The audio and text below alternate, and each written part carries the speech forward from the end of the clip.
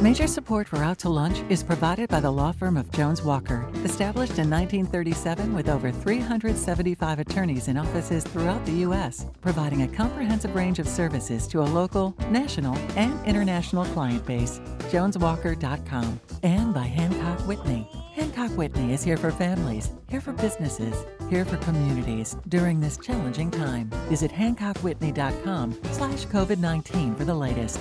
And by Short & Associates, legal recruiters in Louisiana and Texas. From across Louisiana, we're out to lunch with Peter Ricchiuti, Stephanie Riegel, and Christiaan Mader. Peter Ricchiuti is Tulane University's Freeman School of Business Professor of Finance. Stephanie Riegel is editor of the Baton Rouge Business Report. Christiaan Mader is publisher and editor of The Current. It's business, Louisiana style. Hi, and welcome to Out to Lunch, Louisiana. I'm Peter Ricchiuti in New Orleans. I'm Christiaan Mader in Lafayette. I'm Stephanie Riegel in Baton Rouge. As Louisiana reopens and we continue to navigate the fallout from the COVID-19 pandemic, Christiaan, Peter, and I are taking a weekly statewide look at what's happening in the world of business and finance. And it's not all doom and gloom out there. There are some businesses who are thriving in this current downturn. Today, we're going to find out about two of them. Jennifer John's local company, Pang Wangle, is doing gangbusters. Pang Wangle makes an eco-friendly line of women's clothing that comes with a special superpower. It's bug resistant. For some reason, which we're going to find out, the quarantine has given Pang Wangle a national profile. And while everyone else has been holed up working from home or not working at all, Meg Arsenault has found herself run off her feet at her bike shop. Bicycles have become a hot item during the pandemic, and we're going to find out why. Before we get to that, there's no two ways about it. This is a tough time to be in business. There is help available to get through this rough patch in the form of business loans, even grants. Some are through federal agencies, some are through state agencies, and there's money available from city governments in New Orleans and Baton Rouge and Lafayette. Getting a hold of this money is not easy. Typically, businesses benefit from being a member of a business alliance to help them navigate the maze of regulation and bureaucracy. But some businesses are too small to join alliances like the Chamber of Commerce. For those small owner-operated businesses, getting access to financial expertise is very, very challenging. You might be a great hairdresser, house painter, or plumber, but that doesn't mean you have great or even any business skills. Now imagine having the added problem of not being able to speak English. And that's the position many Latinx self-employed people find themselves today in Louisiana. And that's why there's an organization called El Centro. El Centro provides business assistance for Latinx entrepreneurs. The executive director of El Centro is Lindsay Navarro. Lindsay, welcomed Out to Lunch. Hi, thank you, Peter. It's such a pleasure to be here and truly an honor. It's hard for me to not fangirl in this moment. I love this show and the opportunity to share. I think what our organization is doing it means a lot to me. And tell me what the footprint looks like. Are you in parts of Louisiana, all of Louisiana? Yeah, so we're based out of the greater New Orleans area. To be honest, we've got a partnership with the Mexican consulate. And so I've traveled as far as Lafayette, as far as Lake Charles, up to Baton Rouge as well. And we even have customers who call us all the way out from Shreveport. So we're small but mighty, and the reach is quite broad across the state just because the need is so great for this resource within the community. Lindsay, what is the number one question you're getting from these entrepreneurs during this time? I think a lot of them are looking for capital. I think a lot of them are not sure how they're going to weather this storm. What we've faced, a lot of folks, what we're really seeing are the number of business owners who think they have employees but realize that they have independent contractors. And so when it comes to being eligible for some of this funding, they don't have the payroll to really meet the needs of the company. And so we've seen companies as small as, one-person shows, and then folks who are working in construction who have 10 to 15 independent contractors. And so when they're applying for funding like the PPP, they don't quite meet the payroll requirements. And a lot of them had no idea this even existed. A lot of them felt that this wasn't meant for them. They weren't sure if they had to go to the bank or if they had to go to the government. And I think within the Latinx community or the Hispanic community, we have a fear for government. And the responsibility, I think, of even committing to a loan can be very daunting for some of these folks. And so when, one thing is the application, and the application wasn't actually translated to Spanish until 2 weeks ago. And so while the government was touting this opportunity, it really wasn't language accessible for the community at large. And a lot of folks didn't feel that they were going to meet the requirements, meet the credit thresholds either, and they didn't even know where to start. So it's been interesting to have to educate the community and work with them. And so we work with Latinx individuals hand in hand, individuals and entrepreneurs in accessing that capital, helping them complete those applications. At first it was the EIDL and helping them gain access to the portal. We created a YouTube video in Spanish that actually taught people step by step how to fill out the application. We even created a how-to guide. And then what was unfortunate was that a couple of weeks later, the portal was closed. And so I don't think people could rush to it fast enough. So now we're trying to connect folks to the PPP. And a lot of the Latinx community, a lot are ITIN holders, which means that they're taxpayers, but they may not have authorized work permits, so they can't work as employees. So they then by default are qualified as independent contractors. And so a lot of them didn't see themselves as eligible for some of this funding. So I think educating them in that aspect in and of itself was, demystifying this. Lindsay Navarro is the executive director of El Centro. Lindsay, thank you so much for joining us on Out to Lunch, Louisiana. Thank you, Peter. It was a pleasure. You're listening to Out to Lunch, Louisiana with Peter Ricchiuti in New Orleans, Christiaan Mader in Lafayette, and I'm Stephanie Riegel in Baton Rouge. Before Hurricane Katrina blew me and my family to Baton Rouge, I was a journalist and news reporter at WWL-TV in New Orleans. One of my colleagues there was fellow journalist Jennifer Johns. And Jennifer joins us now. Jen, it's great to see you again. Welcome to Out to Lunch, Louisiana.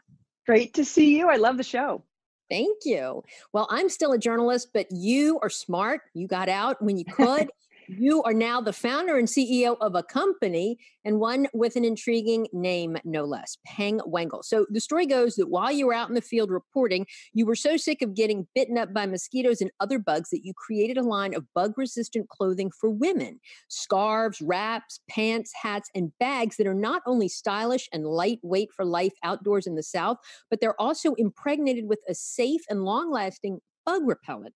Things apparently have been going pretty well since you launched the company at the end of 2017, and then along came the pandemic, COVID-19. But instead of decimating your business like so many others, it somehow got you coverage in the Los Angeles Times, the Washington Post, New York Lifestyle Magazine, and on a coveted BuzzFeed site.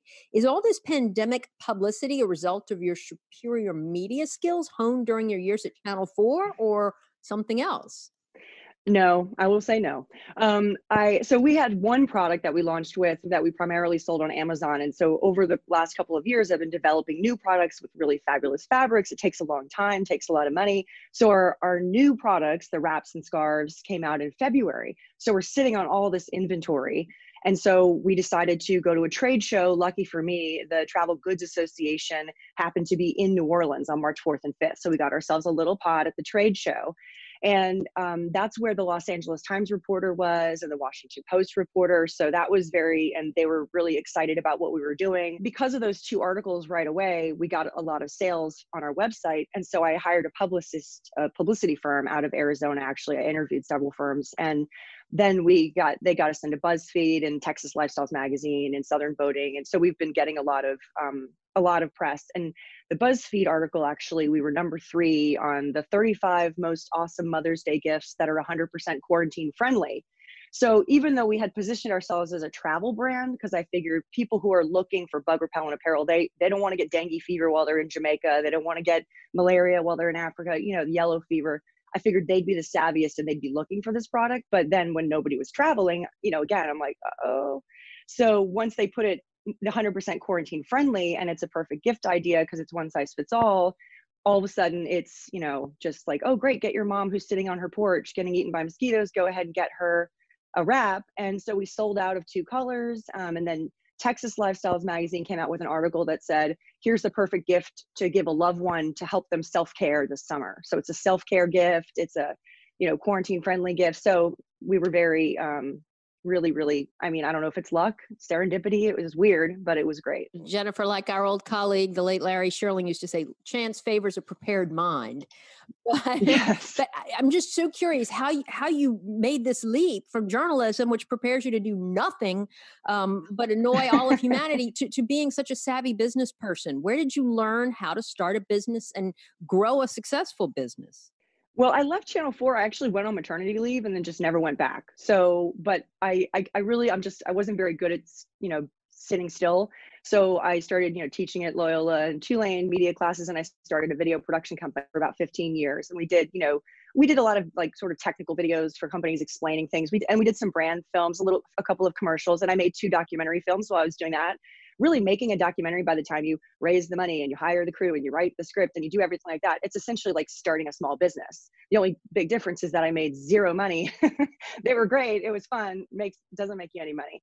And so I think I've just been doing the production company for a long time and was just really looking to do something new. And I'm just really into being outdoors. And so I was looking for a problem that I could solve. And I think, getting eaten alive by bugs is a problem that we all live with. And so I went with that. Jennifer, this is Peter. I've got to admit, there are a lot of mosquitoes that are very angry at you, but keep it up. It's gonna work out. You did something that a lot of people think about doing, but they don't. You said, I've kind of accomplished all I want from broadcast journalism, and I want to move on to something else. So you've always had a lot of energy. Have you always had a lot of other business ideas? Like when you're interviewing me about the economy, were you secretly thinking about bug-free optimist pants? Yes, I have. Actually, after Katrina, I had started the video production company, and then Katrina hit. And of course, as you know, everything went crazy. And so at that time, I came up with a business model. I was going to sell eco-friendly baby gifts online. So, and it was interesting because I did this whole business model. I got bids for a website, and it was, at the time, it was going to be between $20,000 and $30,000 for me to just set up the website with all the back end, encrypted software that you need to make it safe for people to put in their credit card information. So there was a big barrier to entry for that kind of business even then. But at the same time, after Katrina, I got this huge contract with the Convention and Visitors Bureau to do a bunch of videos. So my production company really took off, and I kind of tabled that idea. And now when I was thinking about what I was going to do, I'm like, baby gifts, I'm over that. So I decided to do something else. So the thing that's really burning in my mind is if this stuff is like this magical mosquito repellent. This is Southern Louisiana, a place where you cannot go, 2 feet without getting, absolutely devoured by mosquitoes. Why don't we make everything out of insect shield? I mean, what is it about this material that like we can't just plug it into, my jeans, to this check shirt that I'm wearing? I mean, why isn't it everywhere? I mean, it might be. That's why I'm trying to race to get, the head start that I already have. But it's I think a lot of people haven't heard of it. They don't know that it exists. You could send your genes right now. You could treat them yourself at home. Like people who, when they send their kids to summer camp and they're worried about Lyme disease, they'll buy the little packs of the permethrin, that's the active ingredient, and they'll treat their kids' clothes, but it ends up washing out. So Insect Shield, they were developed for the US military, because every year they would have like 8 to 10 cases of Lyme disease for their recruits at West Point. And so after they had Insect Shield develop this technology. So it's their proprietary formula. They're the way that they bind it to the fabric so it doesn't wash out for 70 washes. So, and they will now license to different businesses. So it's out there. You just, I'm trying to take it a little bit more mainstream. And again, I want to grow as fast as I can to stay at the head of the pack, because, we've been bootstrapping so far and we're seeing a lot of growth quickly. So we want to keep that momentum. Jennifer, what are your plans, besides the rapid growth? I mean, are you hoping to cash out and sell the company in a couple of years? Are you still operating this out of your house? I mean, how is this all going? I am. I have a laundry room / office / guest room that is my place where I keep my things, but I also have a big storage unit. And so, yes, very much bootstrapping right now. I'm kind of over that. And I really would like to, we're looking into moving into another space. I think with growth, we have a couple of reps, a Canadian rep. Apparently they have vicious, big mosquitoes in Canada. Who knew? I did not know that. And, we have a rep in California who's trying to get us into national park gift shops, that kind of thing. So we want to go there. We're also in Amazon Australia now. So we're going overseas. We're going to see how that works out. And I think for me, because I'm not a journalist anymore, but I am a storyteller. That's what I'm passionate about. That's what I do. So I think that, we have a blog, we make videos. We're going to launch a podcast pretty soon talking about outdoor adventure, that kind of thing. And so in a perfect world, I would focus on that aspect of it, once the business gets to a certain point, and then, have other people running do the accounting and all that stuff that I really don't care that much about. But yeah, of course, eventually we could sell. Absolutely. I mean, you got to always have an exit strategy. And Jennifer, you make all of this in the U.S. We've had so many people on the show that design in the U.S., but they end up manufacturing it somewhere else. How have you been able to do it? Well, I think we set out to do it in the U.S. because there's really three reasons. So number one, you have a smaller carbon footprint. So sustainability is a huge part of the brand. So if we're primarily selling in the U.S., we don't need it to be shipped halfway across the world, so that's one thing. The other thing is I think we want to, of course, create American jobs or support American jobs. The other thing is that it kind of makes you more nimble. So the minimum order quantities are smaller. I can get a small sample batch of yardage and have it in Los Angeles is where we have it made, in our facilities, by the way, they pay a living wage with health benefits and paid time off, that kind of thing. So, and we can make 300 items of a product and see if does it sell. Whereas you go overseas and you're going to have much larger minimum order quantity requirements. So when you're looking ahead at the folks that are going to compete, right? When you're saying you're trying to get ahead of this sort of thing, I mean, but then we're also talking, it sounds like your costs might be kind of a little bit more expensive. I mean, how do you stay ahead of that if you're not buying in the large batches? Scale is going to come to play once you kind of have more competitors in the market, right? Right. Well, we ordered, about a little over 2,000 units in February, and we've almost sold out. So when I reordered, I reordered without the little fees of the small batch production. So I'm already getting my margins up a little bit that way. But also we don't have the overhead of, a bricks and mortar store. As you know, they're struggling, a lot of them. And that can be 50, 60% of your overall operating budget is running a store. And so I think that we can stay lean and mean and still offer, good prices without sacrificing our profit margins. Jennifer John is founder and CEO of Peng Wangle. Jen, thank you so much for joining us today on Out to Lunch, Louisiana. Thank you. This was fun. You're listening to Out to Lunch, Louisiana with Stephanie Riegel in Baton Rouge, Peter Ricchiuti in New Orleans, and I'm Christiaan Mader in Lafayette. Over the course of the last few months of the pandemic, myself and other reporters have been asking what seems like an endless list of questions for which there are no known answers. How long will this economic downturn last? What happens when government assistance runs out? What is the future of education, of tourism, of entertainment, public spaces? The list goes on and on. But in the middle of all this uncertainty, there is one economic question we're going to get a definite answer to right now. And that question is, why, during a pandemic and its historic economic fallout, are bicycle sales through the roof? To answer that question, we're not turning to an economist or financial pundit. We're turning to Meg Arsenault, owner of Hub City Cycles in Lafayette. Meg, welcome to Out to Lunch. Oh, thanks for having me, guys. Last time you were here was back in 2017, and since then, a lot has changed, especially over the last few months. And while the rest of the country has been struggling to stay in business, you've been struggling to keep up with business. So what's going on with bikes? Well, literally, we moved to a new location downtown, about a block away from our old location, 1 week prior to COVID. And so it was a lot of uncertainty when we moved, right? I was super nervous. And literally the next day, I had people lined up outside of my door waiting to get their bike fixed. And then everyone bought all the bikes that I had left in my shop. And then I bought 50 bikes. Then all those were gone in a week. And then I bought another 50. And then all those were gone. And in this last 3 months, I have sold more bikes than I do in a year. So it's just been incredible. And then now we're out of bikes until probably mid-July. So we're just pre-ordering bikes right now. There are no bikes to be had. All the bike companies are out of bicycles. So you kind of dodged, I think, unintentionally my next question, which is like, it's summertime, right? which would make you think, okay, well, this is the time that people may be less inclined to go biking. At least that's the conventional wisdom. I was going to ask, will your bike sales slow down? And it seems like that is a moot question because you don't have any bikes to sell anyone. It's really wild because we're still selling bikes every day. And actually, Christiaan, our busiest time of the year is summertime. Kids are out of school. Parents want to get bikes and then kids need new bikes. So they're outgrowing the last one. So summertime is definitely busy. Fall, spring, summer, fall, and then it slows down in January, February, of course. But we've been really blessed. A lot of our sales are attributed to repairs.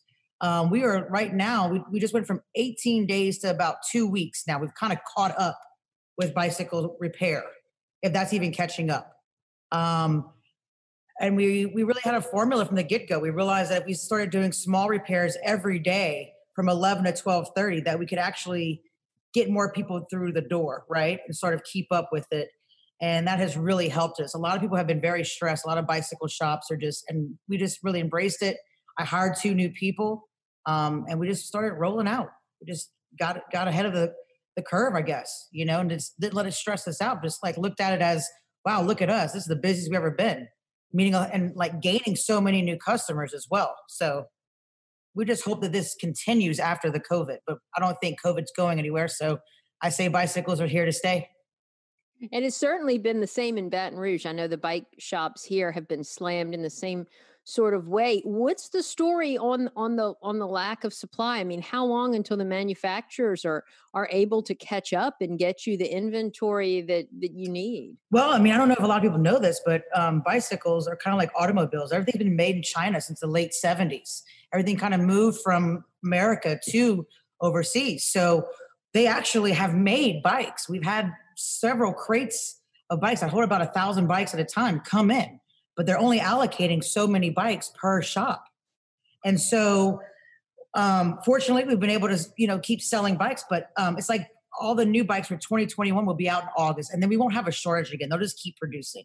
So we're very fortunate with that, but it's a month of lull for sure that I've been dreading. I knew this time would come. And it's really hard to convince some Cajuns why they don't have bikes. And then why, like, we've never been in this place before. So it's all new to us, as well as trying to explain to our customer, hey, I'm sorry, you're going to have to pre-order a bike. No, I'm sorry, I don't have anything for you to sit on. But if you don't pre-order this bike, you won't have a bike till next year. How do you tell someone that? How do you sell that to somebody?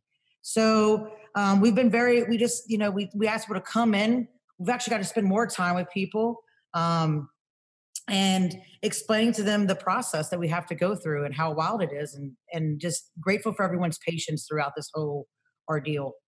Meg, this is Peter in New Orleans. I wanted to ask you about your shop. Is one of the reasons it's so popular is you have a huge, they run the gamut in terms of pricing and such. When I go to bike shops, they tend to be, for lack of another term, bike geeks, really high-end people that just all they want to talk about. How did you make that decision? Do you think eventually those people kind of move up the chain? Yes, great question. So my business plan was to be a neighborhood bike shop. I didn't want to, I definitely can sell high-end bikes, but I can sell more bikes at a, more affordable price range, right? I'm only going to sell so many $2,000 bikes, but I can sell, I sold $250 bikes. So, it's just supply and demand, just figuring out whatever works for you. Now, building bikes is hard because bikes don't just come built, right? They come in a box. So you have to assemble them. And a lot of people don't understand is it takes a skilled, I have people with 10, 15 years experience building these bikes, and it still takes them probably around an hour to build these bikes. And so you also have to take into consideration into your profit, your loss. And so selling low-end bikes I don't have a lot of profit there, right? So, but yeah, we are a neighborhood bike shop. We also sell used bikes. I'm out there, I'm searching for bikes every day at different places, like Craigslist and whatnot, and Facebook Market, trying to find used bikes I can bring it in, fix them up. So let me ask you a question about riding, because I am a cyclist and I have been for years. And so when this happened, I was right there jumping on my bike. I ride it almost every day. And one of the articles that a Dutch cycling magazine posted in March that made the rounds on social media talked about the distance you have to be safely when riding with a group to avoid getting COVID. And it was something like basically a half a mile. I mean, so all sorts of people, well, the guys I ride with didn't want to ride in a group anymore. Other people, maybe not so much. But I mean, is there any best practices? Is it safe, during this pandemic to ride in a group? It doesn't seem to be bothering your customers apparently, but do you have any wisdom on that? Sure. I mean, stay with people you've been hanging out with throughout the COVID, your family, I know for us, we just see the same people. I mean, I'm in a shop that I go through probably seeing 30, 40 people a day. I wear a mask. I ask that my customers wear a mask. Is it hard? Yes. Not everyone wants to do it, but as long as you're outside, I think that you're safer, but get with your family, ride with them. I mean, we have like a little group that we ride with, but we definitely stay distances when we stop. We're not like sitting next to one another. I mean, you can still practice social distancing on a bicycle. It's actually the easiest way, I believe. Meg, I mean, lastly, you kind of mentioned earlier that, you've hired a couple more people, you've sustained more volume, that you feel like it doesn't, you said COVID seems like it's kind of here to stay, but we're all sort of hoping that it isn't. So, I mean, do you think that the things that are making people want to bike more during the pandemic are going to stick around? Is that something you're counting on? Well, I hope that people learn from this whole thing. The silver lining is that everyone needs to slow down. They need to put down, their phones or whatever. And there's people right next to you to hang out with. And I think a lot of people discovered that. I don't know about for y'all, when I would drive around, I was picking up bicycles too in neighborhoods to repair. And I was driving around, I would see families outside. I haven't seen that since I was young. Like people biking, people hanging out outside, like playing basketball with their kids. So yes, I hope that this does stick around. I hope that we can all, be outside more. That's what I'm hoping for. I mean, I hope COVID is gone as well. I mean, but we all know that it's hard. I don't see a lot of people with masks on, and we know how it's spread, right? So let's see. Yeah, we all hope that the pandemic goes away, but maybe that we stay connected. Meg, thanks so much for joining us. Meg Arsenault is the owner of Hub City Cycles in Lafayette. Thanks for being on Out to Lunch. Thanks for having me, guys. And thank you for joining us for this edition of Out to Lunch, Louisiana. At some point, we're going to go back to hosting Out to Lunch around the lunch table. Mansur's on the Boulevard in Baton Rouge is open. You can eat at the restaurant where they have 50% occupancy and outdoor dining, or get pickup. In New Orleans, Commander's Palace is closed, but you can have a range of ready-to-cook items shipped from Commander's Kitchen to yours anywhere nationwide. Information is at goldbelly.com. Our Lafayette Out to Lunch restaurant, the French Press, is doing curbside takeout. You can pick up their regular menu items or a family dinner, and you can get delivery through Waiter or Grubhub.